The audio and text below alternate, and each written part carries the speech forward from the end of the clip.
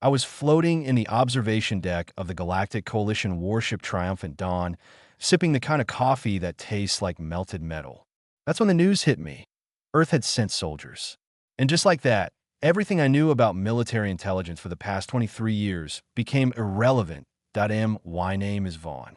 I am a Keelther, the species that literally wrote the manual on interstellar warfare. Every coalition species follows our tactics, doctrines, and training protocols. We've been fighting wars for 6,000 years. And humans had just applied to join our coalition. Their initial assessment was unremarkable. Physical capabilities average, technology mediocre, military experience chaotic. Their planet was a backwater. Their culture fragmented. Their idea of advanced warfare? Throwing metal at each other. Primitive. Quaint. Unremarkable, but numbers matter. The Rexan Horde was pushing into coalition space, consuming everything in its path. We needed bodies. And Earth had 4 billion that I was assigned to Processing Station Gamma 7, a massive orbital facility for integrating new coalition forces. My job? Evaluate the humans, write reports, go back to some important command post. Easy duty. The first transport arrived. I floated down to the docking bay with my assistant, Kree, a Pelthian who looked like he'd rather be anywhere else. 200 humans filed out. Their leader, Lieutenant Commander Jack Stone, stopped in front of me. He was tall, average-looking by human standards, but those eyes, predator eyes. He said, simply, "Where do you want us?" Not, "Where should we report?" Not, "What are our orders?" Just, "Where do you want us?" I blinked 3 times. "Welcome to Processing Station Gamma 7. I am Senior Tactical Analyst Vaughn. This is my assistant, Kree. We will begin orientation." Stone tilted his head slightly. "Evaluation?" "Yes. Standard procedure." And that's when I started realizing we had seriously underestimated humans. The orientation was supposed to be routine.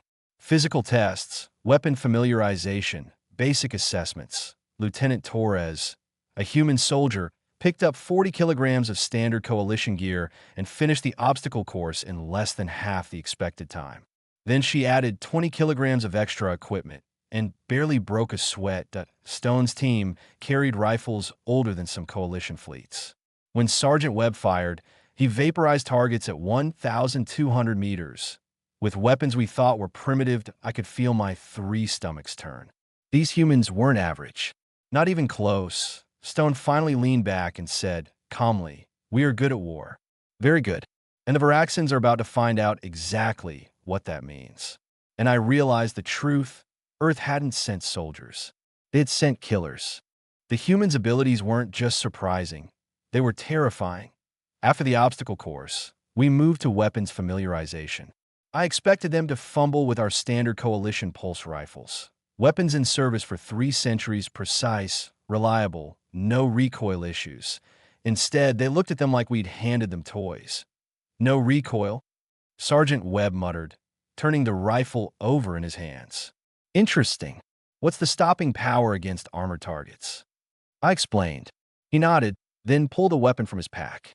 Something ancient, heavy, made of metal and polymer composites.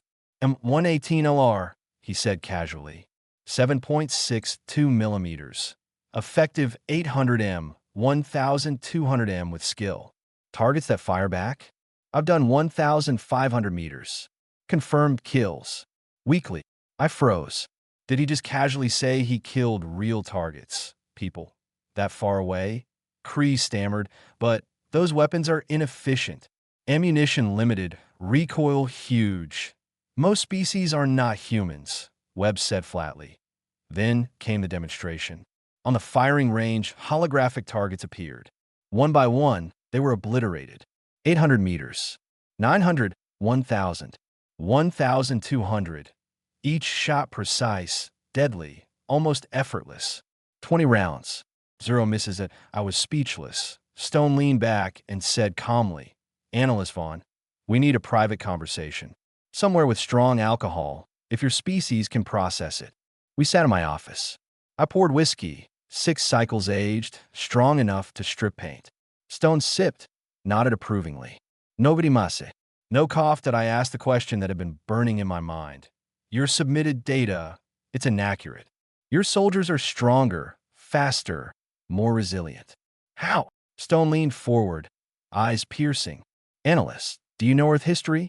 I admitted I knew very little. We have been fighting wars for our entire existence, he said.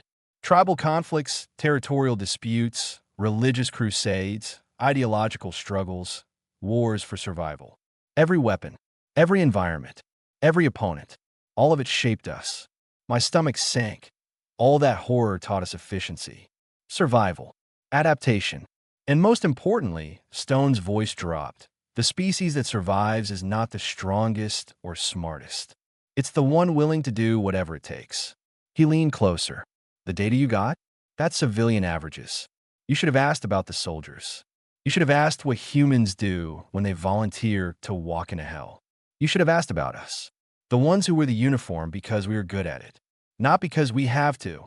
I realized with a cold certainty that the coalition had underestimated an entire species. Stone smiled faintly, almost pitying. We are very, very good at war. And the Varaxans are about to find out exactly what that means. Outside my office, the rest of the human soldiers were being processed through evaluations. Breaking records, shattering expectations. Every test, every time, and I knew, at that moment, that nothing would ever be the same. 3 weeks later, I found myself in the command center of the Resolute Mercy, watching the galaxy threaten to tear itself apart. The holographic display showed 15 Draxan cruisers bearing down on Colony World Petra 5, 2 million civilians with no chance of survival unless something miraculous happened. Admiral Kesh, a Thorn with more combat experience than most beings had birthdays, studied the display, his expression one of cold calculation. He was resigned. Evacuation transports will never make it. Even 10% of the population, Commander Bell said grimly. The Vraxans will be in firing range before we can respond. I added. Then I remembered. Humans were in the sector. 200 soldiers, 6 transports, fully armed. Kesh's eye stalk swiveled. The humans? Stone's group? Yes, sir. They completed integration last week. A tense silence filled the room. Then I opened the communication channel to Angry Hornet, lead human transport. Stone's face appeared on screen, calm, focused, dangerous. Analyst Vaughn, not a social call, I assume. Commander, situation critical. I transmitted. Tactical data flowed across the channel. Stone's eyes scanned, processing, calculating. 10 seconds. Done. The colony defenses? Minimal. Outdated frigates. Anti-air systems. Civilian forces. Stone nodded. Understood. Plot intercept course. Maximum burn. Get everyone geared up. Tell Webb to break out the big toys. We're going in hot. I felt my stomach tighten. 15 cruisers, 6 transports, 200 humains. Impossible odds. Commander, these orders defy protocol. You risk everything. Stone's voice was calm, chilling. Analyst, humans do not follow orders that let 2 million civilians die when we can prevent it. We act. You tell command we engaged despite orders, or we had communication difficulties. Your choice. We're going in. Engagement begins 3 hours. 38 minutes later, the humans dropped out of faster-than-light travel into Petra 5 system. The tactical display exploded with movement. The human transports were not flying in formation. They split, separating into multiple vectors. Non-standard formation. They're exposing themselves. Burrell shouted. I don't know. I admitted, feeling the panic creep in Stone's voice. We are exactly where we need to be. Watch and learn, analyst. The Vraxan cruisers detected them. 3 cruisers diverted to handle what they saw as a minor nuisance. Mistake #1. Each transport, retrofitted with missile pods, railguns, and kinetic kill vehicles, unleashed devastation. 2 cruisers destroyed in the first 30 seconds. Debris became cover for new attacks. Holy saints, preserve us, Kree whispered beside me. The humans weren't fighting like transports. They were destroyers. Attack frigates. They used hit-and-run, wolf-pack tactics, exploiting every delay, every vulnerability. Old Earth naval doctrine applied in space, perfected. Against all odds, 3 cruisers broke toward the colony. Most commanders would expect humans to break off. Stone's ships didn't. They accelerated toward the planet, intercepting with absolute precision. Every weapon fired. Missiles, railguns, kinetic kill vehicles. Overwhelming force delivered with no hesitation. Point 2 Vraxan cruisers disabled. The third barely fired before a kinetic kill vehicle punched through the bridge. Planet protected. Civilians alive. Unbelievable, I muttered. The remaining Vraxan ships tried to flee. Stone pursued. Communications went out to coalition ships. We are in pursuit. Join if you can. Captain Vex cruiser arrived, adding firepower. The 15 ships, confident of easy victory, became wreckage in under 20 minutes. 6 human transports still operational, all survivors intact. That I sank into my chair.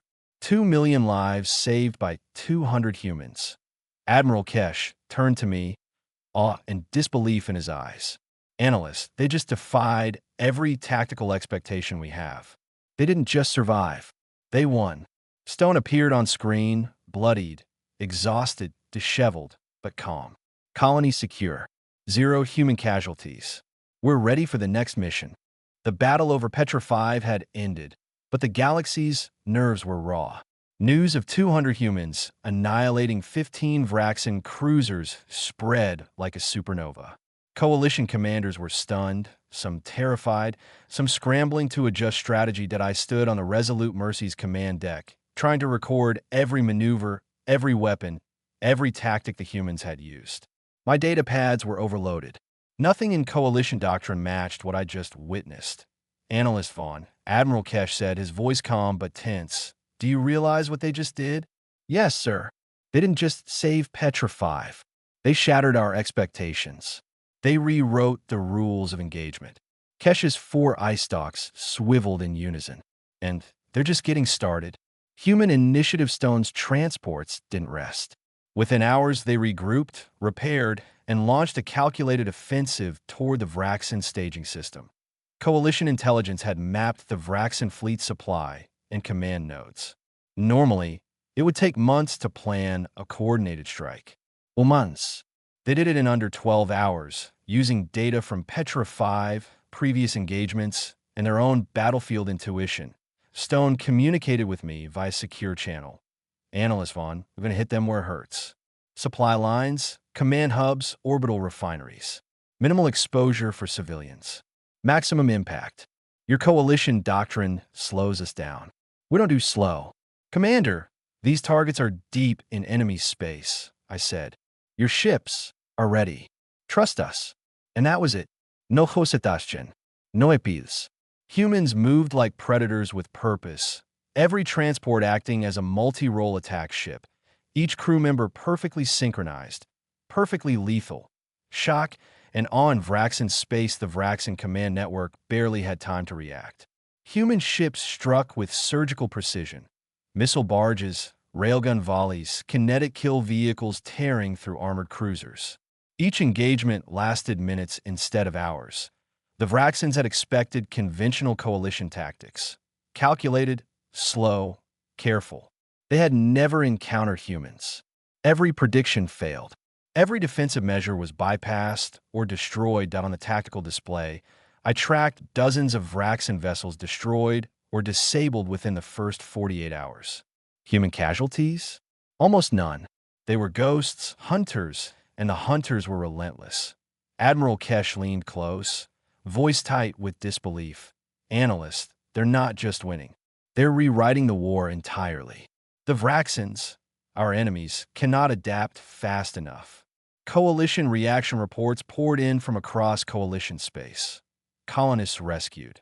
Mining stations liberated, forward outposts retaken. Every operation the humans touched became a textbook of unconventional warfare, leaving coalition forces scrambling to keep up. Stone's strategy was simple. Strike first, strike hard. Exploit every weakness immediately. Move faster than the enemy can respond. Every time the Vraxans tried to regroup, humans anticipated, countered, and overwhelmed them. Coalition commanders began taking notes officially. Informal whispers ran through war rooms. Call the humans first. They'll solve it. And humans, of course, didn't wait for permission. They volunteered, as always. Psychological warfare, it wasn't just physical destruction. Humans brought fear where none existed. Vraxan pilots who survived encounters reported seeing ships maneuver in impossible formations. Weapons hitting targets before firing seemed possible. Attacks from angles that defied conventional physics, but Stone's units leveraged Vraxan overconfidence against them, creating traps in open space, luring capital ships into kill zones. By the time the Vraxans realized what was happening, it was too late. Coalition analysts, including myself, were left redefining every tactical parameter we had relied on for centuries. The humans weren't just fighting. They were teaching the galaxy a new language of war. Cliffhangers set up as the first Vraxan fleets began retreating in disarray. Stone's transports regrouped at the edge of enemy space. Analyst Vaughn, his voice came over the secure channel, calm as ever. Phase 2 begins in 6 hours. Target, Command Nexus. Entire fleet, minimal support. We're going in. I felt my 3 stomachs twist. Commander, even your fleet, we're humans. We handle impossible. Watch. And then the screen went silent, leaving only the blinking dots of hundreds of Vraxan ships and 6 human transports advancing deeper into the heart of enemy territory. The Vraxan Command Nexus loomed on the tactical display like a dark crown of steel. Hundreds of cruisers, battleships, and orbital defense platforms surrounded it. Even seasoned coalition commanders whispered that attacking this cluster was suicide. Stone's voice cut through the comms. Calm, deadly precise. Analyst Vaughn, all units focus on the Nexus. Prioritize command centers, shielding, and propulsion. Disable, do not destroy unless it resists. Let's clean this up before they realize what's happening. I watched in disbelief. 6 transports against hundreds of capital ships. No backup, no reinforcements except their audacity. The assault begins. The Angry Hornet led the formation, weaving at impossible speeds between orbital defenses. Missile barges, railgun volleys, and kinetic kill vehicles shredded enemy cruisers in seconds. Vraxan defensive fire concentrated on the Hornet, Stone's ship, but each human vessel acted like a living organism, covering each other, drawing fire, exploiting weaknesses. Coalition veterans leaned close to the displays, mouths open. I scribbled notes furiously. Humans weren't just attacking. They were deconstructing Vraxan doctrine live, improvising, adapting, anticipating every countermeasure in real time.